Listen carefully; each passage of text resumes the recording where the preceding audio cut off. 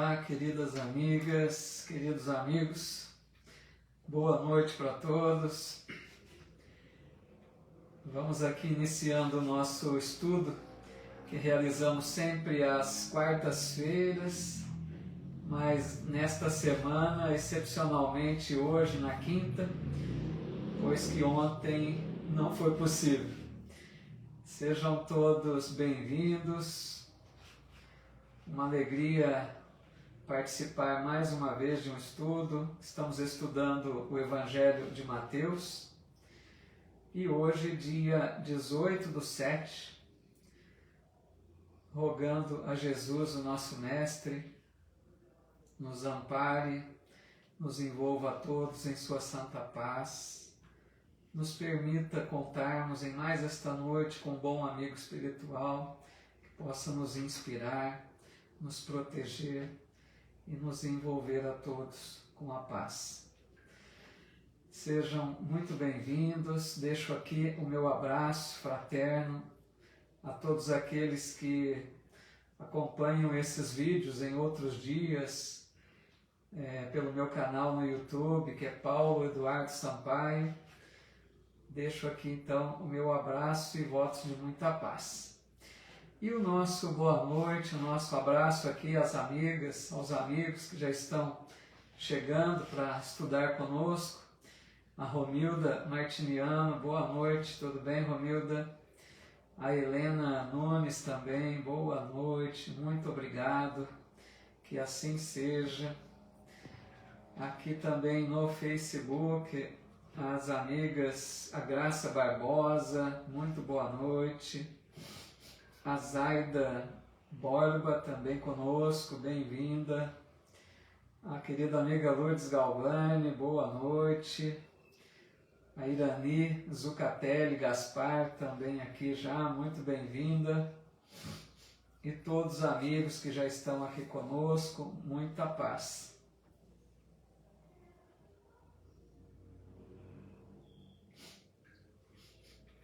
Sempre esperamos uns minutinhos para que mais amigos possam participar conosco. A Conchita também aqui já conosco, boa noite. Aquilina Ihara, bem-vinda.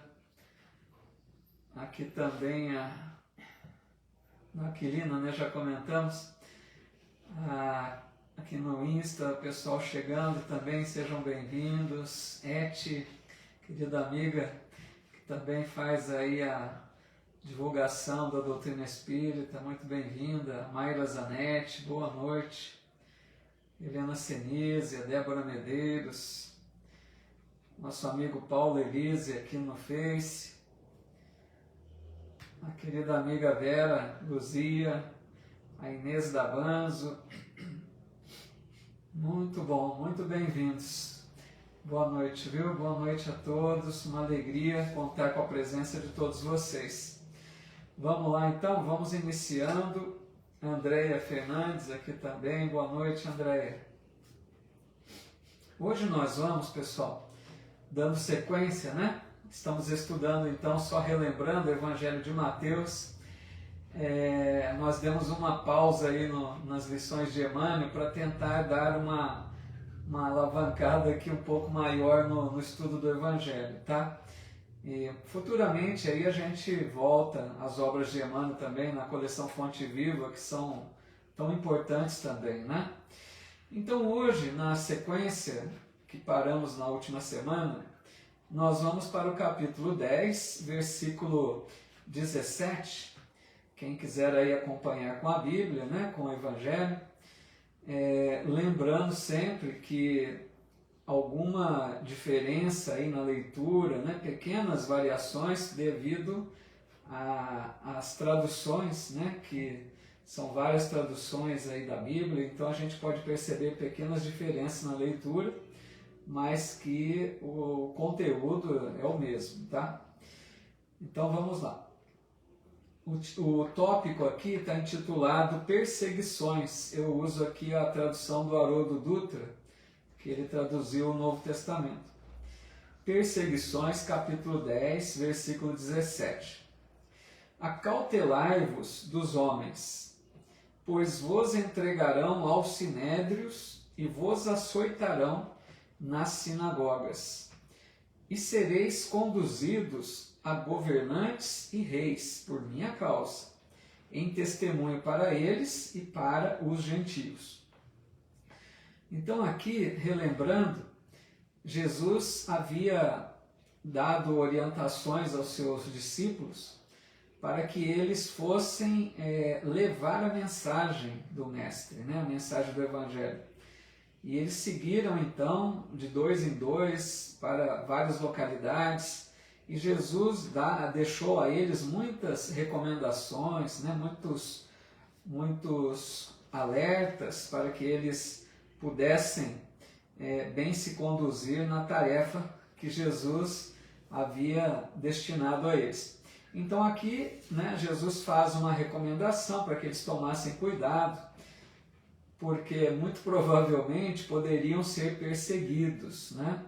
Poderiam não ser bem recebidos por todos, porque Jesus sabia muito bem que a sua mensagem não era aceita por todos. Tinham aqueles que criavam dificuldades para com Jesus, para a divulgação da sua mensagem.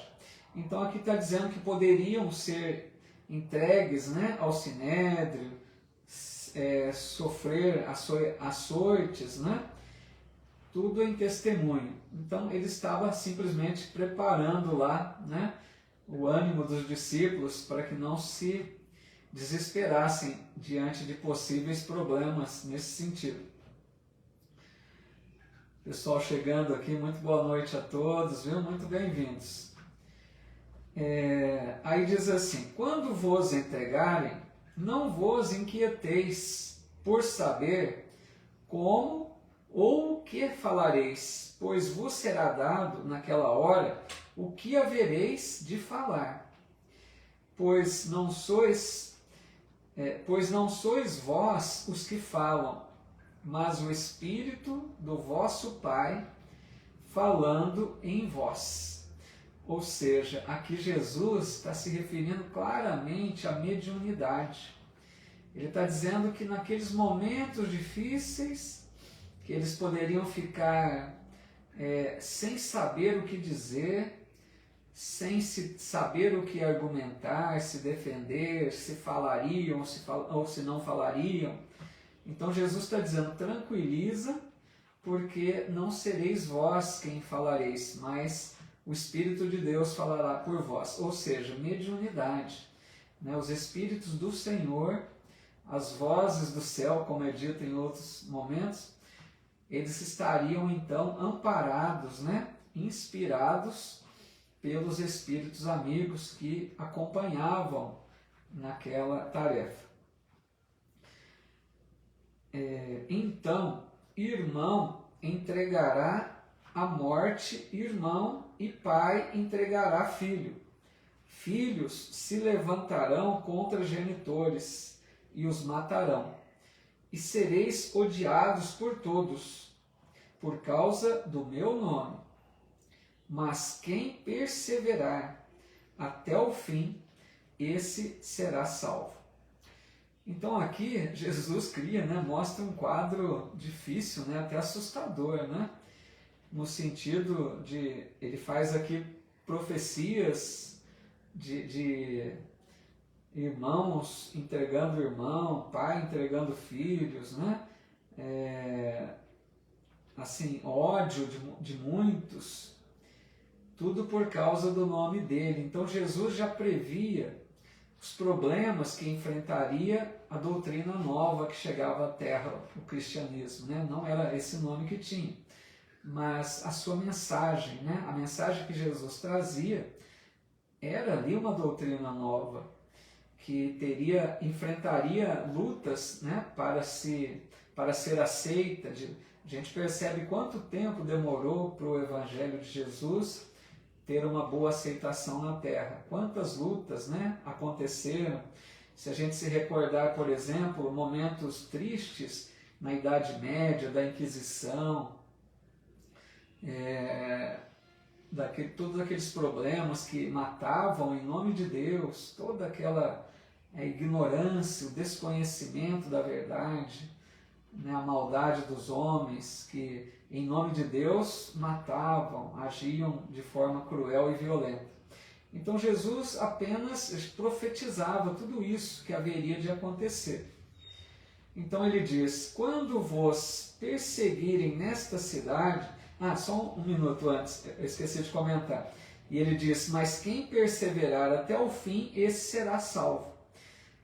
Perseverar até o fim, ou seja, aquela pessoa que não desiste, né, de representar o Cristo. Aquele cristão que está consciente da importância de exemplificar a mensagem de Jesus. E quem nós poderíamos lembrar daqueles que não desistiram, né, não renunciaram, aqueles que não traíram, né, melhor dizendo, a mensagem do Cristo, os primeiros cristãos. Eles foram, amigos, para nós exemplos muito fortes de confiança em Jesus, exemplos de doação pela causa, porque eles preferiam a morte do que negar Jesus. Quantos e quantos cristãos foram levados ao martírio em fogueiras, jogados às feras nos circos romanos, preferiam a morte, mas não negavam Jesus. Esses primeiros cristãos vieram, tudo mostra nesse sentido, como que a nos dar exemplos, né? Porque hoje não nos pede o sacrifício da morte, por exemplo, jamais, longe disso. Mas o que nos pede é algo que às vezes a gente não consegue ainda ofertar. Quantos de nós que não conseguimos perseverar na mensagem do Cristo? Quantos de nós que temos dificuldade em perdoar? Quantos de nós que revidamos muitas vezes as agressões? Temos dificuldade com a tolerância, com a paciência, com a compreensão. Então, também a nós é pedido, né, implicitamente, que nós sejamos esses bons cristãos. E infelizmente, muitas vezes a gente não está conseguindo, né, amigos? Aí ele diz assim, oi Rose, tudo bom? Bem-vinda, viu? Boa noite aos amigos aqui também pelo Face, muito bem-vindos, todos muito bem-vindos. Aí ele diz assim, quando vos perseguirem nesta cidade, fugi para outra, pois em verdade vos digo que não terminareis as cidades de Israel até que venha o Filho do Homem. Aqui Jesus usa umas metáforas, né? Lógico que ele não está dizendo aqui no sentido literal, mas imaginemos como se fosse aqui no sentido literal, para a gente entender o pensamento, né? Ele está dizendo assim, se perseguirem aqueles cristãos, né, aqueles discípulos do Cristo, se perseguirem numa cidade, ele diz, muda para outra. Se foram na outra, muda para uma outra. E ele diz que não precisariam transferirem-se para todas as cidades antes que ele voltasse. Então aqui tem um simbolismo, né? É lógico que Jesus não está falando aí no sentido literal. Eu imagino, né, na minha insignificância, que ele passa a ideia de que não deveríamos criar resistência diante das ofensas, das perseguições. No sentido assim, alguém está perseguindo ali o seu discípulo. Então ele diz, ao invés de revidar, de agir, né, em disputa, retrucando aquilo que lhes falam, esse fugir para outra cidade, eu entendo assim, deixa de lado tudo isso, né? Não revidem, não partam para a disputa, aos duelos verbais que seja. Então é como se a gente fosse orientado por Jesus a tolerar, mesmo que absurdos que nos sejam endereçados, né? Agora, quanto à volta dele, nós sabemos com a doutrina espírita que Jesus já voltou com a doutrina espírita. A doutrina espírita traz Jesus de volta, resgatando a mensagem pura, né, do cristianismo nascente. Agora, por outro lado, né, na Gênese, Kardec também comenta que haverá de nascer uma geração nova, né, com espíritos de alta elevação. E tem uma mensagem de Kardec, até na Revista Espírita, dizendo da possibilidade da vinda de outros Cristos à Terra. Para quem não leu ainda, pode achar até um pouco estranho, mas está lá na Revista Espírita. Só não vou me lembrar o ano, tá? Me perdoe. Mas tem um texto dizendo que poderão chegar à Terra, né, alguns Cristos. Então, não sabemos se Jesus voltará realmente encarnar-se entre nós, né? Mesmo porque a mensagem da doutrina espírita, creio, né, está trazendo as possibilidades que nós precisamos para a nossa regeneração. Aí ele diz assim: o discípulo não está acima do mestre, nem o servo acima do seu senhor. Basta para o discípulo tornar-se como seu mestre, e ao servo tornar-se como seu senhor. Ou seja, é lógico que o discípulo não vai se igualar ao mestre, ele é um aprendiz. Mas o que ele está dizendo? Basta que o discípulo ou o servo tente, né, viver como o seu mestre, o seu senhor. Então é aquela questão de nos espelharmos em Jesus, que é o nosso modelo e guia, tentando viver ao máximo de acordo com os seus ensinos. Deixa eu ver se tem algum comentário aqui. Eu estou avançando um pouco rápido, né? Vamos devagar um pouquinho aqui, né? Deixa eu ver se tem algum comentário que eu não percebi aqui no Facebook. Vendo aqui muita gente deixando aqui seu boa noite, né?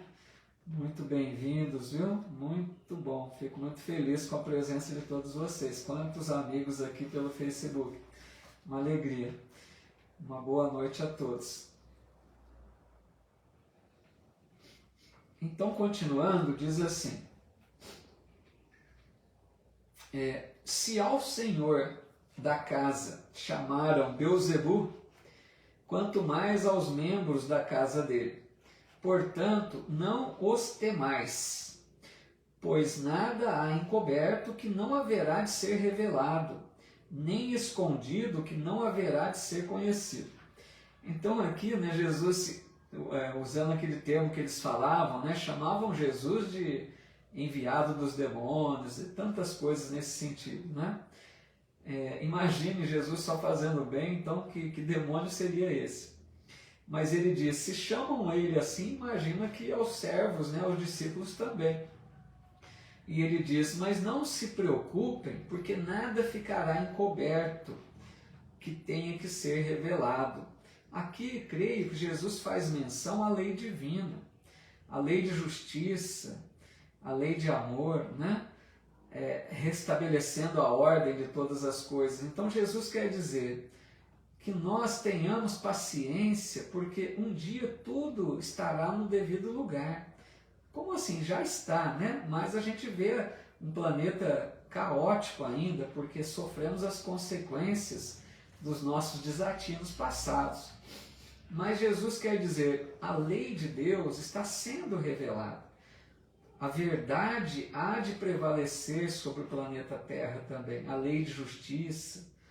Então, ele quer dizer, não temam, né? Porque é como se ele dissesse em outras palavras, Deus está cuidando de tudo e de todos. Não temamos, né? Nesse sentido. O que vos digo na treva, dizei-o na luz, e o que ouvis ao ouvido, proclamai sobre os terraços. Não temais os que matam o corpo, porém não podem matar a alma. Temei mais os que pode destruir no Geena, tanto a alma quanto o corpo. Ou seja, aquela ideia, né, que os primeiros cristãos mostraram tão bem. Não temiam a morte do corpo. Não que eles queriam a morte precipitada, não é isso. Se tivessem que escolher entre a morte e negar Jesus, preferiam a morte. Porque eles diziam nesse sentido, vai matar o corpo, mas eu, que sou o espírito, vou continuar. E um exemplo, amigos, que eu me lembrei quando pensava sobre isso, um exemplo muito bonito nesse sentido foi Sócrates, né? Creio que muitos conhecem a história. Sócrates foi condenado injustamente, aprisionado, condenado à morte, condenado a tomar veneno, a cicuta. E ele, em determinado momento, tem a possibilidade de fugir daquela prisão, porque amigos ali conseguem abrir, né, a cela onde ele estava e o chamam para a fuga.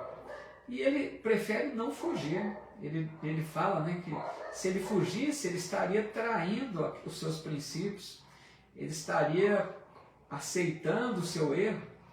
Então ele disse nesse sentido também, eles podem me matar o meu corpo, mas eu estou livre. Ele não se sentia preso. Então é essa ideia tão bela que Jesus veio trazer, né? Porque nós temos um grande problema ainda, uma grande dificuldade para lidar com a morte. Nós sofremos muito com a questão da morte. Então, amigos, é mais um convite para a gente meditar sobre isso. O corpo é apenas uma veste, como diz André Luiz. É uma troca de roupa. Então, por que nos desesperarmos tanto se nós somos espíritos imortais e a nossa vida é lá, não é aqui?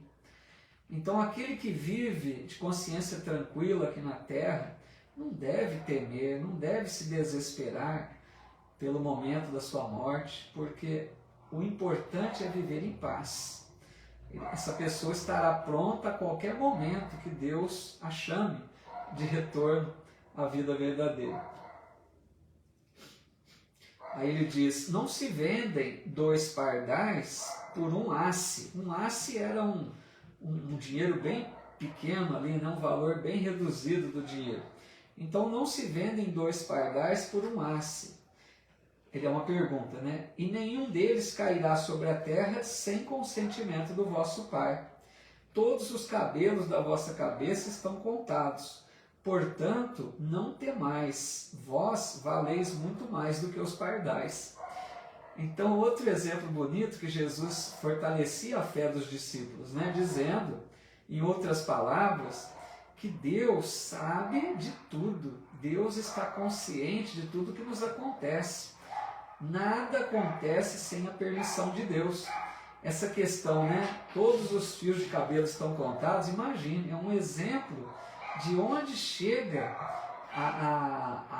o controle divino, né? A determinação de Deus. Tudo está na mais perfeita ordem, para que a gente não se desespere, né? Diante de problemas aí da vida. Aí ele diz, para terminar, assim todo aquele que se declarar por mim diante dos homens, eu também me declararei por ele diante de meu Pai que está nos céus. Mas quem me negar diante dos homens, também o negarei diante de meu Pai que está nos céus. Aqui, amigos, nesse sentido que ele fala, assim, todo aquele que me declarar, né? No sentido, a gente poderia pensar assim, basta então que a gente não negue Jesus no sentido de não dizer que não acreditamos nele. Né? Ele dá aquela ideia assim, se eu professar a minha fé em Jesus, eu sou desses que estou declarando a Jesus, né? Não estou negando a minha confiança nele. Mas eu creio que é muito mais que isso.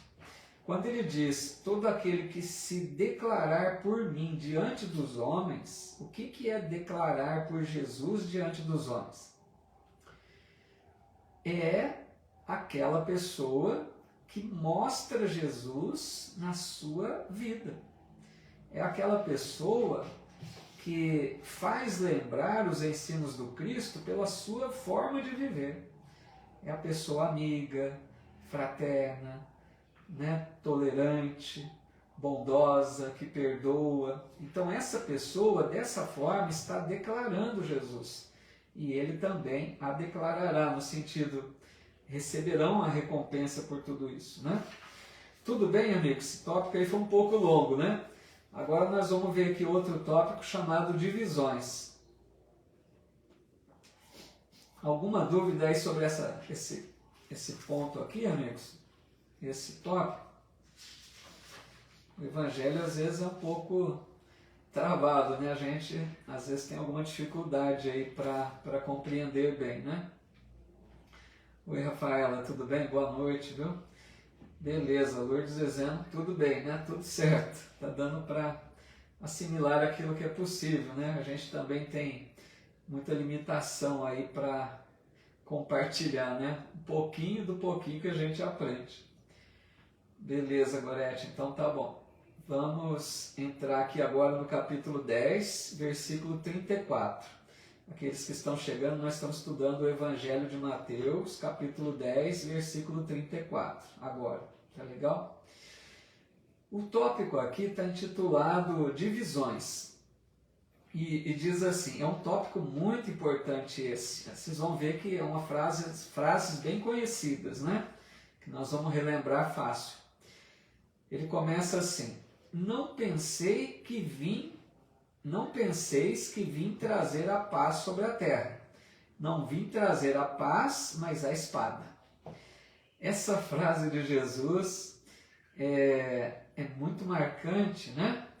É uma daquelas falas, amigos, que Kardec, muito sabiamente, agrupou lá no capítulo 23, se eu não estou enganado, do Evangelho segundo o Espiritismo, que ele intitula, né, o capítulo Estranha Moral. Olha o tópico, né, o título, né? Estranha Moral, porque realmente é estranho. Como assim, né? Obrigado, Helena. Como assim a gente poderia pensar? Porque em outras vezes Jesus disse: a minha paz vos deixo, a minha paz vos dou. E agora ele vem e diz: não vim trazer a paz, mas a espada. Como assim, né? É algo estranho, aparentemente. Que é preciso buscar as luzes que a doutrina espírita oferece para o nosso entendimento. Então aqui, primeiro ponto. Emmanuel vem nos explicar, né, naquela coleção Fonte Viva, tão importante, o Emmanuel vem explicar isso. Ele tem várias lições nesse sentido. Ele tem uma lição que ele diz mais ou menos assim, que a espada de Jesus, que ele está dizendo, eu vim trazer a espada e não a paz, ele diz que a espada que Jesus agora mostra, oferece a nós, é a espada fincada no solo. Imagine uma espada, né, que tem ali, fincada no solo, é o formato de uma cruz, certo? A espada voltada para o solo, é o desenho de uma cruz. Porque ele vai dizer que aquela espada que em outros tempos foi usada para o combate, para as lutas, para a maldade, para a crueldade, agora com Jesus representa o testemunho supremo do amor pela humanidade. A cruz do Cristo é essa espada simbólica que está aqui dita por ele, como a nos dizer, amigos, que de todos nós também se espera, se preciso for, algum sacrifício no momento do seu testemunho pessoal em favor da mensagem da luz, em favor de testemunharmos os ensinos maravilhosos do Cristo, se preciso for o sacrifício de sofrer uma injustiça e perdoar. É um testemunho de sacrifício, certo? Então é essa espada voltada para o solo que mostra essa cruz do testemunho de Jesus. E Emmanuel diz também, essa espada, poderíamos entendê-la como uma espada simbólica que Jesus nos oferece para combatermos conosco. Veja bem, olha só que pensamento inteligente. Não é uma espada para combatermos com o outro, com o dito inimigo, mas é uma espada para uma luta conosco, para combatermos, ele diz, os inimigos de nossa paz, que estão ocultos em nosso próprio eu. Olha que inteligência de Emmanuel. Inimigos ocultos em nosso próprio eu. Quais são?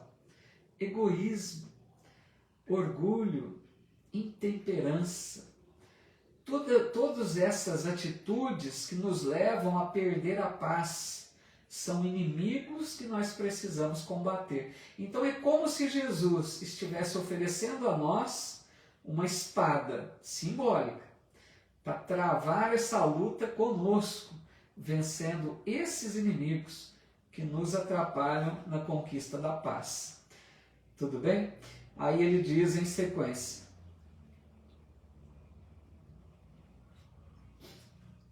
pois eu vim separar o homem do seu pai, a filha da sua mãe e a nora da sua sogra, e os inimigos do homem serão os membros de sua casa. Olha que interessante isso. Como assim, né? A gente poderia dizer de novo. Como assim? Ele veio separar a família? Jesus, que só falava em união, em amor. Como entender essa fala do Cristo? Pois eu vim separar o homem de seu pai, a filha de sua mãe, a nora de sua sogra, e os inimigos serão os membros da casa. Que coisa maluca que é essa, né? Então, amigos, é a doutrina espírita quem consegue nos explicar isso. Difícil esse entendimento, né? Então, vem de novo a lição dos espíritos, explicando-nos que, Kardec comenta muito isso, que toda doutrina nova, para ser aceita na Terra, ela enfrentará lutas. É lógico, uma ideia nova não se estabelece de pronto. Então a ideia, a doutrina que o Cristo trazia, ela ia contra aos interesses de muitos daqueles judeus da época. Imagine, a mensagem de Jesus dizia que todos somos irmãos. Aí os romanos, aqueles judeus importantes, pensavam, mas como assim? Nós somos superiores, né? Aqueles romanos importantes, como achar que os escravos que eles consideravam ali, como entender que eram seus irmãos, né, com mesmos direitos? Então a mensagem de Jesus teve muita dificuldade para ser aceita. Então o que acontecia? Numa mesma casa, um aceitava, outro não. Alguém conseguia entender esses ensinos e colocava em prática na sua vida, e outro na mesma casa, no mesmo lar, não conseguia. Então houve, a princípio, uma separação nos próprios familiares. Aqueles que já estavam adeptos à mensagem do Cristo e aqueles outros que não conseguiam aceitá-la de princípio. Então vocês estão entendendo que essa separação que ele diz que ele veio trazer era uma coisa natural decorrente de uma mensagem nova, de uma doutrina nova, que haveria de separar realmente. Nem todos conseguiriam aceitá-la no mesmo momento. Então haveria essa separação a princípio. Tá? Aí ele diz assim: e quem não toma a sua cruz e não segue atrás de mim, não é digno de mim. O que seria, amigos, tomar a cruz e seguir atrás de Jesus? Tomar a cruz quer dizer o quê? Aceitar as nossas lutas de cada dia sem revolta, sem desânimo. Por quê, meus amigos? Muitas pessoas erroneamente pensaram, ou até pensam até hoje, que se essa pessoa se predispõe a seguir de acordo com os ensinos do Cristo, se tornar alguém melhor na vida, bondosa, fraterna, caridosa, essa pessoa pode pensar que por estar agindo tão bem assim, Jesus vai livrá-la de todos os problemas. Não é uma ideia que muitos têm? Às vezes nós também já tivemos. Então não é isso. Jesus não vai retirar os problemas da nossa vida. Ele está deixando bem claro: tome a sua cruz e siga-me. Ou seja, apesar dos seus problemas que continuarão, encontre disposição, força e bom ânimo para seguir-me, para dar os bons exemplos. Então Jesus é muito claro. ele não promete isenção de problemas, né? A gente precisa ficar muito alerta quanto a isso. Aí ele diz: aquele que tiver encontrado a sua vida, a perderá. E aquele que tiver perdido a sua vida por minha causa, a encontrará. Outra frase importantíssima, né? Aquele que tiver encontrado a sua vida, perderá. Em outro evangelista, nós vamos encontrar a frase mais ou menos semelhante, que eles vão dizer assim: aquele que quiser ganhar a sua vida, perdê-la. E aquele que perde a sua vida por amor a mim e ao Evangelho, salvá-la. Como que a gente pode entender isso? Quem é essa pessoa que quer ganhar a sua vida? É aquela pessoa que, ouvindo muito, né, dando ouvidos à voz do mundo, que lhe diz assim: a vida é curta, você precisa viver intensamente a sua vida, porque ela passa rápido. A vida, você precisa ser feliz hoje. Então a pessoa descuidada, né, que não está atenta para com os ensinos do alto, essa pessoa então vai se deixar levar por esse impulso de ser feliz a todo custo. Preciso ser feliz hoje. Ela ouve essa voz do mundo e ela quer ser feliz a todo custo. Essa pessoa então passa a viver totalmente em função dos bens do mundo. Para ela só importa gozar a vida intensamente e usufruir de tudo aquilo, os prazeres, tudo aquilo que o corpo, que o mundo pode oferecer, né, para realizar os desejos, né, da matéria. Então essa pessoa, às vezes, amigos, passa por cima dos direitos dos outros. Não se preocupa com valores morais. E o que ela faz? Está querendo ganhar a sua vida. E Jesus diz: perdê-la-á. A consequência, por que perdê-la-á? Porque essa pessoa descuidou do essencial, esqueceu a alma. Está focada no corpo, não se sente um espírito imortal. Já vai sofrer de imediato as consequências da falta de alimento espiritual. Imagine quando desencarna uma pessoa dessa. Trevas, dificuldades, lutas imensas, porque viveu para o corpo. Sofrerá as consequências. Ao passo que aquele outro que está dito: e aqueles que perderem a sua vida por amor a mim e ao Evangelho, salvá-la-á. Ou seja, aquela outra pessoa que aos olhos do mundo parece que está perdendo a vida. Aquela pessoa, amigos, que sacrifica do seu tempo livre para ajudar o semelhante, que está engajada num trabalho assistencial, sem esperar recompensa nenhuma. Outras pessoas não entendem isso. A pessoa vai dizer: mas como assim? Aproveita a sua hora para buscar felicidade, prazeres, alegria. Então essa pessoa é aquela que Jesus disse: está aos olhos do mundo perdendo a vida, mas salvá-la, porque esta pessoa entendeu o verdadeiro significado da vida, que é viver não apenas para si mesmo, mas para ser útil na medida das suas possibilidades. Tudo bem até aqui, pessoal? Hoje eu acho que eu estou forçando um pouco, né? Não estou dando nem umas pausas aí. A Zaida Borba está dizendo aqui: espíritos de diferentes graus evolutivos, vivendo em lares comuns para ajudar-nos mutuamente. Isso mesmo, a Zaida está dizendo uma questão certa aqui, né? No mesmo lar, podemos estar com irmãos, né, com familiares de níveis evolutivos diferentes.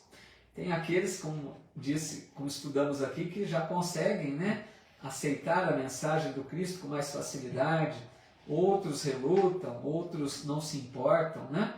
Então a gente percebe isso mesmo que a amiga Zaida está colocando.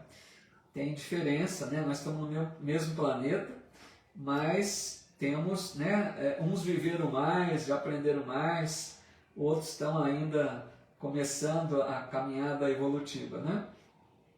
Beleza, Gorete, Dorinha, tudo em ordem então, né? Pessoal, dá para prosseguir mais um pouquinho? Desculpa, acho que está meio forçado hoje, né? O estudo mais puxado aqui, né? A Leonora está dizendo, sim, maravilhoso estudo na sua explanação. Obrigado, Leonora, muito obrigado, viu? Mas se tiver dúvida, pessoal, eu gosto que vocês interrompam e perguntem, tá? Não deixa passar dúvida, não. É lógico que eu tento aqui compartilhar, né, um pouquinho daquilo que eu consegui assimilar do estudo, mas às vezes eu vou falar de uma forma que gera dúvida, né, que não sou tão claro, ou me expresso de uma forma insuficiente, aí, né? Então a gente tenta aí trocar mais ideia e vocês coloquem que não está muito claro, peçam para a gente repetir se for o caso, tá bom? Bom, aí na sequência ele vem capítulo 10, versículo 40, chamado aqui a recepção. Diz assim, quem vos recebe, a mim recebe, e quem me recebe, recebe aquele que me enviou. Quem recebe um profeta na qualidade de profeta, receberá recompensa de profeta. E quem recebe um justo na qualidade de justo, receberá recompensa de justo. Ou seja, né, os discípulos que estavam sendo enviados para levar a mensagem de Jesus. É como se ele dissesse, aqueles que vos acolherem, né, não só no sentido de dar hospitalidade, acolhimento no lar, mas aqueles que se predispuserem, se interessarem pela mensagem que levavam, esses então também seriam recompensados, porque já naturalmente estariam recebendo as luzes de mais alto, né? As luzes daquele ensino maravilhoso que o Cristo ofertava. Então é nesse sentido que quem acolhia, melhor dizendo, aqueles apóstolos, estavam na verdade encontrando um tesouro de luz para a vida. Podemos trazer para os dias atuais, né? A mensagem do Cristo está sendo ofertada a todos nós. O Evangelho está sendo divulgado em todas as formas, né? Até aqui pela internet, nas casas espíritas, nos templos, nas igrejas, por toda parte se fala do Evangelho. Então a mensagem de Jesus está sendo levada a todos. Aí aqui podemos entender, nós estamos acolhendo essa mensagem no sentido de eu estou dando importância para o ensino que o Evangelho está me ofertando, porque, amigos, acreditem, tem pessoas que não se importam o mínimo com o Evangelho. Tem pessoas que podem até ler uma página, mas não têm o menor interesse em colocar isso em suas vidas, em transformar algum hábito infeliz, né? Pessoas que não dão menor valor para os ensinos de Jesus. Então, não é crítica, por isso isso faz parte de uma condição ainda evolutiva, né? Tem pessoas que ainda não despertaram para isso, mas nós que já estamos aprendendo, importante que nós pensemos sempre se nós estamos acolhendo, como naquela época, quando os discípulos foram enviados, se nós somos daqueles que acolhem a mensagem, se nós já queremos realmente valorizar esses ensinos, entendendo que eles são roteiro para uma vida mais feliz, né? A Helena Nunes está colocando aqui no Insta, para mim, o senhor está falando tudo certo, jamais eu quero perder esse estudo, pois é muito gratificante, só tenho a agradecer por momentos felizes. Que legal, Helena, obrigado, viu? Fico feliz que esteja sendo aí do seu agrado, muito obrigado aí pelo carinho. Bom, aí então, ele continua dizendo, e quem der de beber um só copo de água fria a um destes pequeninos, na qualidade de discípulo, em verdade vos digo que de nenhum modo terá perdido a sua recompensa. Ou seja, por mais simples que seja o gesto, né? O copo de água fria é a coisa mais simples que poderia ser ofertada. Então, no sentido de que toda ação generosa de nossa parte, toda ação caridosa, por mais simples que seja, é o caminho, né, para a nossa transformação, para nós deixarmos aflorar em nós os bons sentimentos, e encontrarmos aí a sintonia com esses planos de mais alto, né? Obrigado, viu, Arnildo? Obrigado, fico muito feliz, obrigado mesmo. Aí na sequência 11:1, ele diz assim: e sucedeu que, concluindo suas recomendações aos seus 12 discípulos, Jesus partiu dali para ensinar e proclamar na cidade deles. Bom, aí agora, amigos, nós vamos entrar num outro tópico aqui, um pouco maior, que Haroldo intitulou aqui Indagações de João Batista e Testemunho de Jesus a seu respeito. Deixa eu me ver o horário. Bom, eu não gosto de ultrapassar 1 hora, né? Como falta 15 minutos para 1 hora de estudo, vou tentar aqui ver se eu consigo fazer esse tópico, tá bom? Se passar um pouquinho, vocês me perdoem. Ô Giba, tudo bom, Gilberto, lá da SEAC? Tudo bem, meu amigo? A Vera Souza aqui também conosco, boa noite. E os amigos aqui do Facebook também, muitos amigos aqui conectados, fico muito feliz mesmo. Bom, aí ele diz assim: João, ouvindo no cárcere sobre as obras do Cristo, enviou seus discípulos e por meio deles disse-lhe: és tu aquele que vem ou esperamos outro? É interessante isso, né? Obrigado, Luiz. É interessante essa fala aqui. Isso aqui foi o seguinte: João Batista, amigo, só relembrando, João Batista era aquele primo de Jesus, né? Nasceu pouco antes de Jesus. João Batista veio como aquele precursor, né, de Jesus, aquele que vinha para preparar os caminhos do Senhor. Por isso ele sempre convidava as pessoas ao arrependimento, né? Ele dizia: arrependei-vos, pois está próximo o reino dos céus. E ele então batizava naquele simbolismo de dizer que a pessoa renascia para uma vida nova, né? Lembrando que Jesus não batizava, quem batizava era João Batista. E João então, sabendo que Jesus, mais tempo, menos tempo, iria começar a sua missão sublime, ele sabia que ele estava só preparando o caminho. E Jesus estava esperando João encerrar a parte dele para que ele começasse. Então João, que não estava na mesma região de Jesus, ele envia alguns dos seus discípulos para perguntar àquele que se dizia o Messias, né? E ele pergunta então: você é aquele que estamos esperando? Ou temos que esperar outro? Então ele queria só confirmar se aquilo que ele estava ouvindo falar desse homem que realizava tanta coisa, se era o Messias tão esperado. Jesus, em resposta, disse-lhes: ide e anunciai a João o que ouvis e vedes. Cegos voltam a ver, coxos andam, leprosos são purificados, surdos ouvem, mortos são erguidos, pobres são evangelizados, e bem-aventurado quem não se escandalizar em mim. Então quer dizer o quê? A resposta de Jesus, ele não disse sim, sou eu. Ele disse o que ele estava fazendo, curando tantas pessoas, levando a mensagem, né? A mensagem do bem de Deus.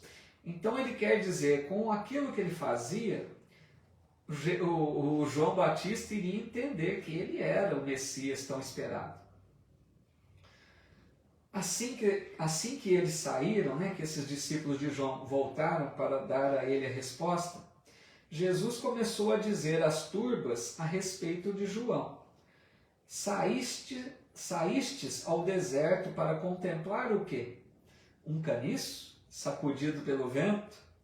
Mas então saíste para ver o quê? Um homem vestido em trajes finos? Vede, Os que vestem trajes finos estão nas casas dos reis. Mas então saístes para ver o quê? Um profeta? Sim, vos digo eu, e mais que profeta.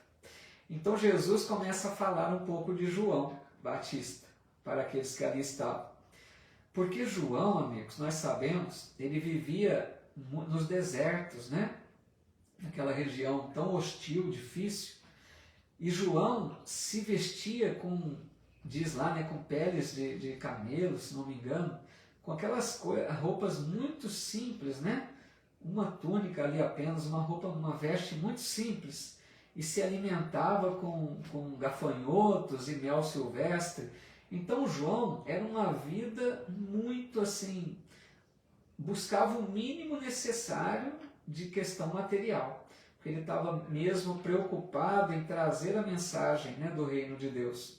Então por isso que Jesus disse, vocês estão procurando alguém com roupas finas? Esses estão nas casas dos reis, né? João não. João era simplicidade, uma humildade total. Aí ele diz, pois este, né, quer dizer João, pois este é aquele a respeito de quem está escrito.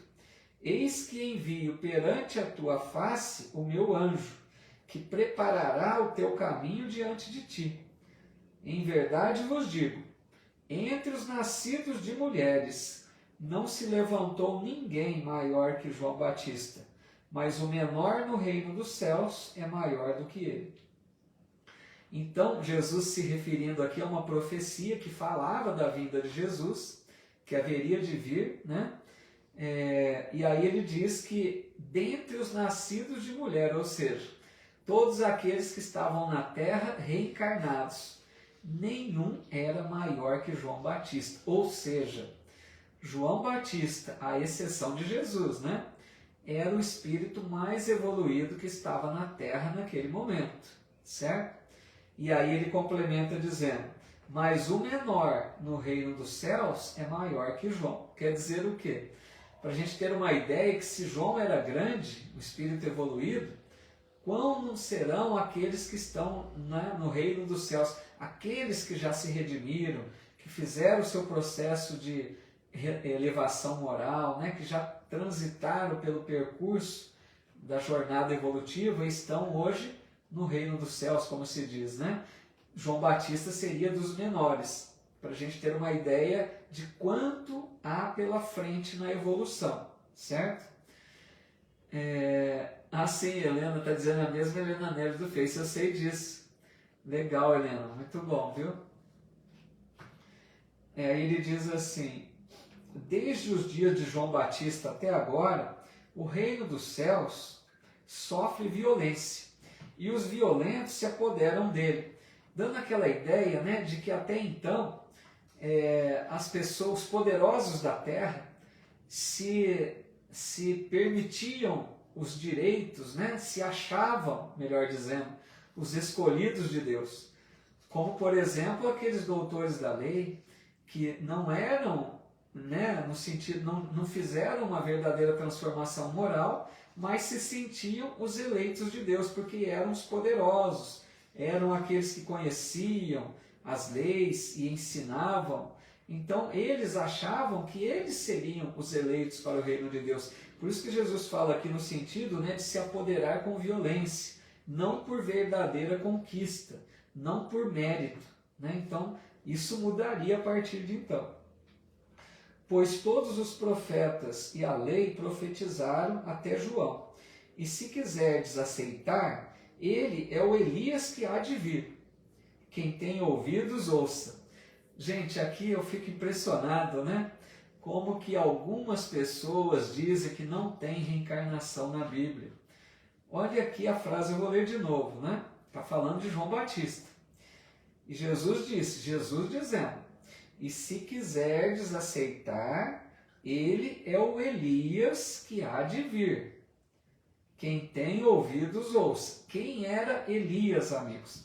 Elias era um profeta que viveu em torno de 700 anos antes de Jesus. 700. E havia profecias dizendo que Elias haveria de voltar. como que ele voltaria, né? Reencarnação.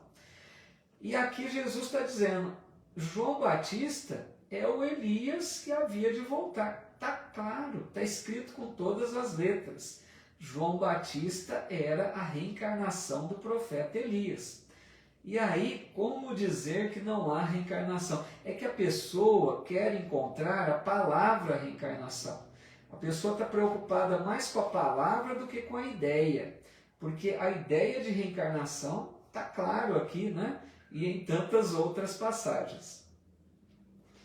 Mas a quem assemelharei esta geração é semelhante a criancinhas sentadas nas praças, clamando para as outras, dizendo: tocamos flauta para vós e não dançastes, cantamos lamentações e não lamentastes.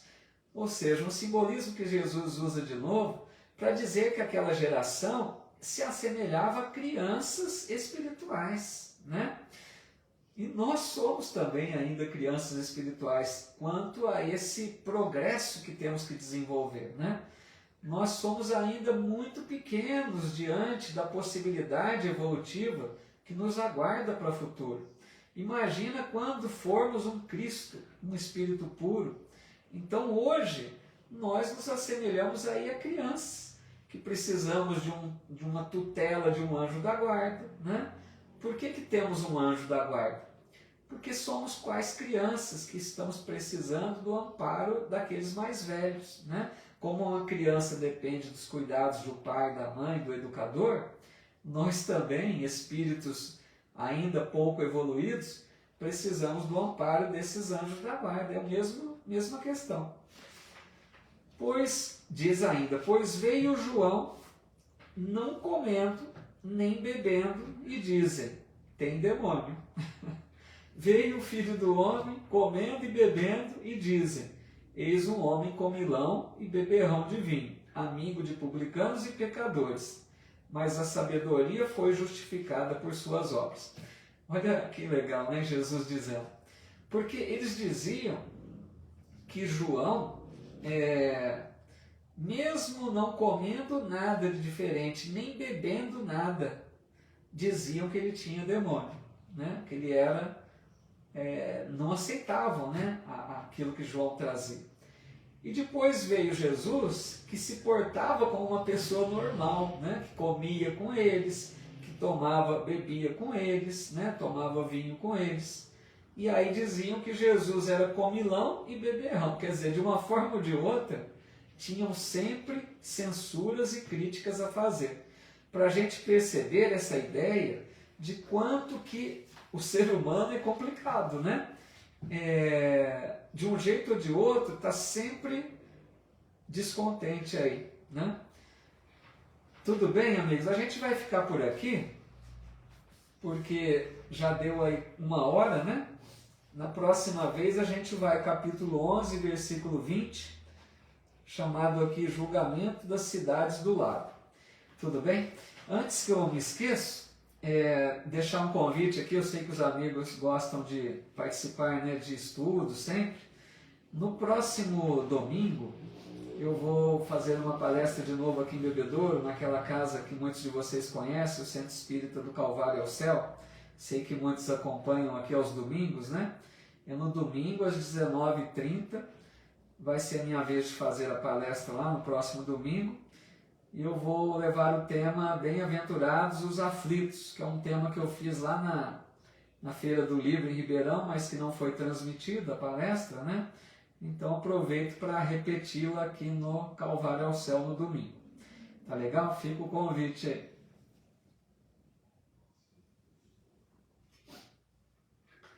E aqueles que quiserem então aguardar mais uns minutinhos para a gente fazer a nossa prece final, tá legal? Obrigado, Ercília, muito obrigado, eu que agradeço, viu? Que bom que estejam gostando, fico feliz. A Conchita aqui também, deixando o seu agradecimento, mas não tem nada que agradecer não, eu quem agradeço a presença de vocês, o carinho de sempre, a companhia, né? Participação, muito legal. Obrigado, Dorinha. Vamos fazer então a nossa prece final? As cachorrinhas estão agitadas hoje, né?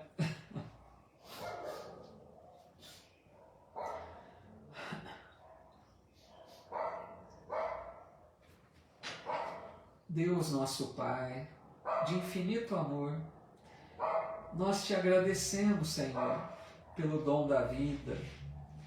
Nós te agradecemos pela família que temos, que nós sabemos ser a família ideal, aqueles companheiros que ombreiam conosco no dia a dia, são aqueles mesmos que nós precisamos aprender a conviver, ou que também são almas afins, com as quais nós nos nutrimos de pensamentos mais elevados, de convivência sadia.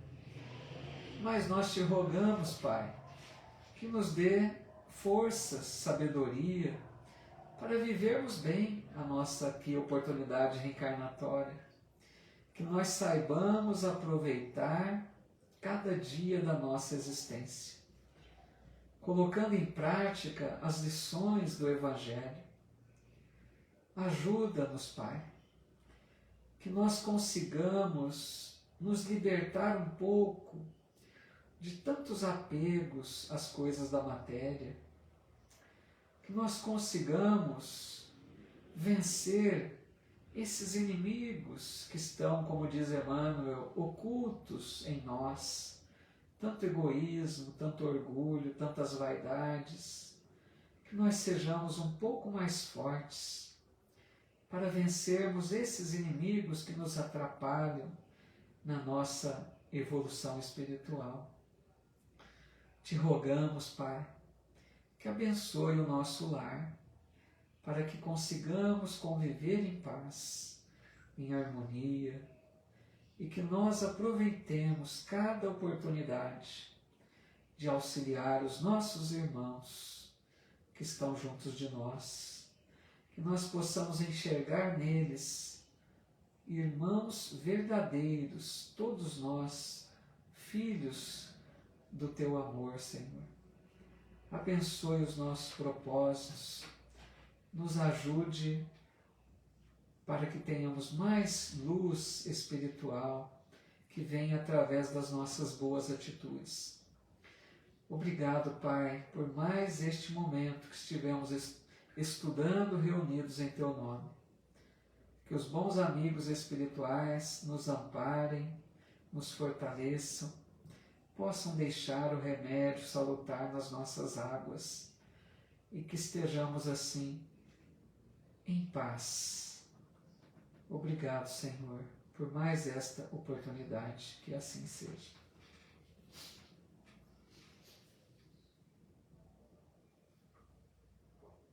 Obrigado, Romilda.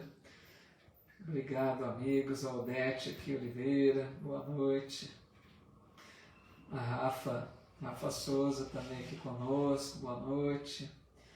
Obrigado, Leonora, a todos, Cirani, a Emilda, quantas amigas, né? O Rivero aqui também, boa noite. Regina Souza, a Deise Florencio, Ercília Machado, Margarida Pires, olha que maravilha, né? A Celinha Lombardo, um abraço, Celinha. O Anderson Tavares, Edson Fukuta, Lázaro Oliveira, Tereza Miliarte, puxa, que alegria, viu? Muito obrigado, meus amigos, pela companhia, muito bom, viu? Fico muito feliz, até o nosso próximo encontro. Obrigado, então que bom, né, Edson? Até domingo o Edson participará conosco lá também. Ana Lúcia Olive também sempre junto aqui estudando, né? Andréia, muito obrigado. Gente, Deus nos abençoe, que tenhamos uma noite tranquila, que esse Evangelho possa vir clareando os nossos caminhos, né? Que o Evangelho de Jesus possa ser essa luz que vai à frente, clareando o nosso caminho, nos mostrando aí por onde seguir.